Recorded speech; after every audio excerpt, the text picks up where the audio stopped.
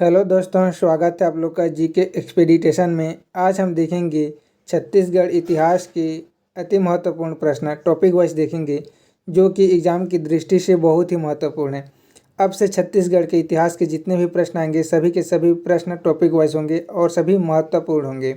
तो पहला प्रश्न देखेंगे, रामायण काल में छत्तीसगढ़ को किस नाम से जाना जाता था? देखेंगे option A Dakshin Kaushal, option B Prak Kaushal, option C Dakshinapath, option D Ratanpur क्षेत्र। तो इस प्रश्न का सही जवाब होगा ऑप्शन ए दक्षिण कौशल। रामायण काल में छत्तीसगढ़ को दक्षिण कौशल नाम से जाना जाता था। और प्राक कौशल किस काल में कहा जाता था? तो प्राक कौशल कहा जाता था महाभारत काल में, है ना। और देखेंगे दक्षिणापथ किस काल में कहा जाता था? तो ये कहा जाता था गुप्त काल में, है ना। और रतनपुर क्षेत्र कहा जाता था तो मुगल काल में। तो इस प्रश्न का सही जवाब होगा ऑप्शन ए। दूसरा प्रश्न देखेंगे, उत्तर वैदिक काल में बस्तर को क्या कहा जाता था? ऑप्शन ए दक्षिण दिक, option B Prak Kaushal, option C Dakshinapath, option D Ratanpur क्षेत्र। तो बी, सी और डी ये सब छत्तीसगढ़ को कहा जाता था, लेकिन बस्तर को कहा जाता था उत्तर वैदिक काल में दक्षिण दिक। तो इस प्रश्न का सही जवाब होगा ऑप्शन ए। तीसरा प्रश्न देखेंगे, कौशिकी नामक ब्राह्मण ग्रंथ में किस पर्वत का वर्णन है? ऑप्शन ए हिमालय पर्वत, ऑप्शन बी विंध्याचल पर्वत, ऑप्शन सी मैकल पर्वत। तो इस प्रश्न का सही जवाब होगा ऑप्शन बी विंध्याचल पर्वत। कौशिकी नामक ब्राह्मण ग्रंथ में मतलब विंध्याचल पर्वत का वर्णन है। अगला प्रश्न देखेंगे, किस काल में नर्मदा नदी का उल्लेख रेवा नदी के रूप में किया गया? ऑप्शन ए ऋग्वेदिक काल, ऑप्शन बी महाभारत काल, ऑप्शन सी उत्तर वैदिक काल, ऑप्शन डी रामायण काल। तो इस प्रश्न का सही जवाब होगा ऑप्शन सी उत्तर वैदिक काल। उत्तर वैदिक काल में नर्मदा नदी का उल्लेख रेवा नदी के रूप में किया गया है। पांचवा प्रश्न देखेंगे, किस काल में आर्यों का प्रवेश तथा प्रसार छत्तीसगढ़ में हुआ था? ऑप्शन ए ऋग्वेदिक काल, ऑप्शन बी महाभारत काल, ऑप्शन सी उत्तर वैदिक काल, ऑप्शन डी रामायण काल। तो इस प्रश्न का सही जवाब होगा ऑप्शन सी उत्तर वैदिक काल। उत्तर वैदिक काल में आर्यों का प्रवेश तथा प्रसार छत्तीसगढ़ में हुआ था। छठवां प्रश्न देखेंगे इसी के साथ टाइम वेस्ट ना करते हुए, रामायण काल में बस्तर का नाम क्या था? Option A Dakshin Kaushal, option B Dandakaranya, option C Dakshinapath, option D Ratanpur क्षेत्र। तो रामायण काल में बस्तर का नाम क्या था? तो इसका सही आंसर होगा ऑप्शन बी दंडकारण्य।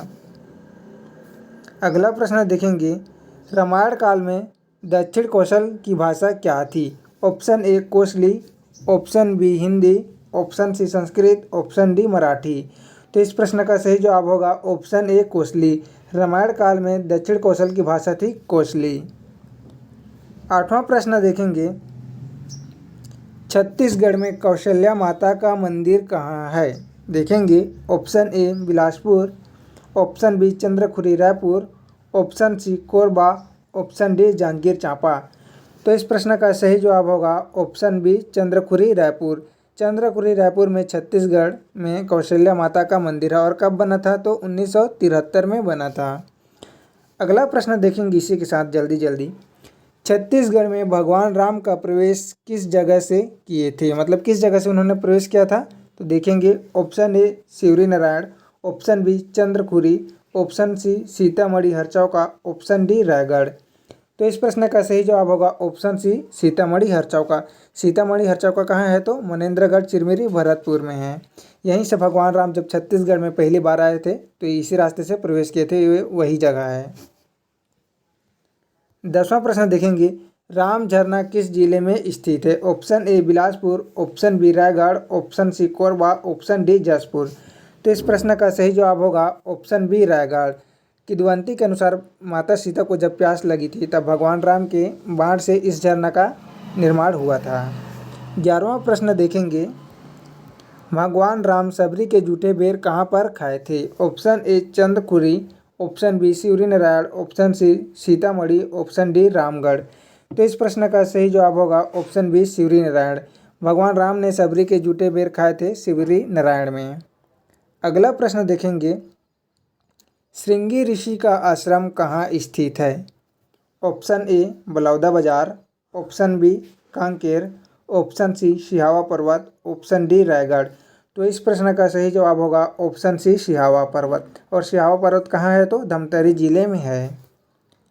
अगला प्रश्न देखेंगे, भगवान राम छत्तीसगढ़ के कितने स्थलों से गुजरे हैं? मोस्ट इम्पोर्टेंट प्रश्न है।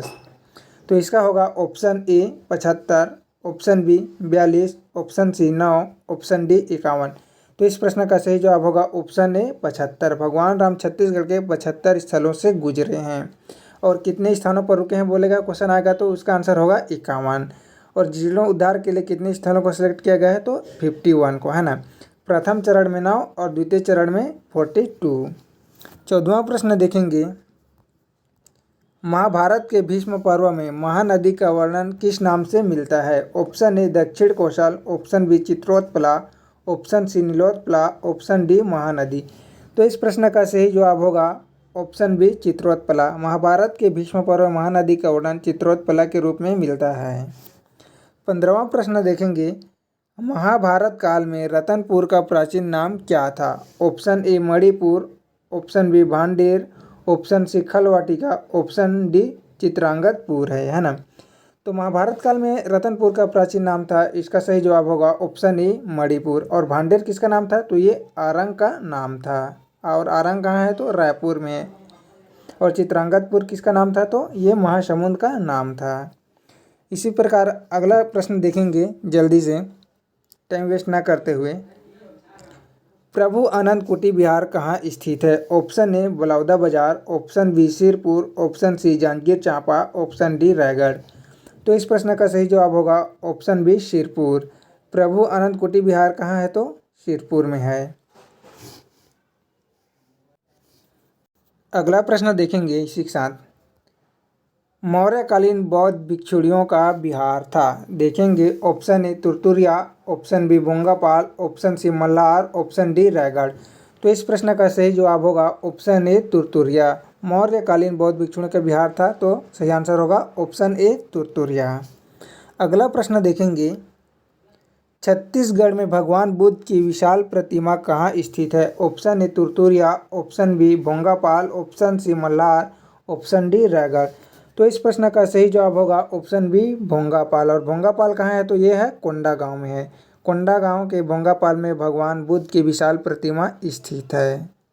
अगला प्रश्न देखेंगे 19वां प्रश्न, उत्खनन के दौरान अनेक बौद्ध मूर्तियाँ कहाँ से प्राप्त हुई हैं? Option A Turturiya, option B Bhongapal, option C Malhar, option D Raigarh. तो इस प्रश्न का सही जवाब होगा ऑप्शन सी मल्हार। मल्हार से उत्खनन के दौरान अनेक बौद्ध मूर्तियाँ प्राप्त हुई हैं। अगला प्रश्न देखेंगे, अंतिम प्रश्न, अंतर्राष्ट्रीय बौद्ध सम्मेलन आयोजित कहाँ किया जाता है? देखेंगे ऑप्शन ए प्रज्ञागिरी पहाड़ी, ऑप्शन बी मदकू द्वीप, option C Turturiya, option D Sihawa. तो कहाँ किया जाता है? इस प्रश्न का सही जवाब होगा ऑप्शन ए प्रज्ञागिरी पहाड़ में बौद्ध सम्मेलन आयोजित किया जाता है। प्रतिवर्ष किया जाता है। और कब किया जाता है? तो 6 फरवरी को किया जाता है। दोस्तों, आप लोग को वीडियो पसंद आई होगी तो वीडियो को लाइक कीजिएगा, चैनल को सब्सक्राइब कीजिएगा, दोस्तों के साथ शेयर कीजिएगा। धन्यवाद।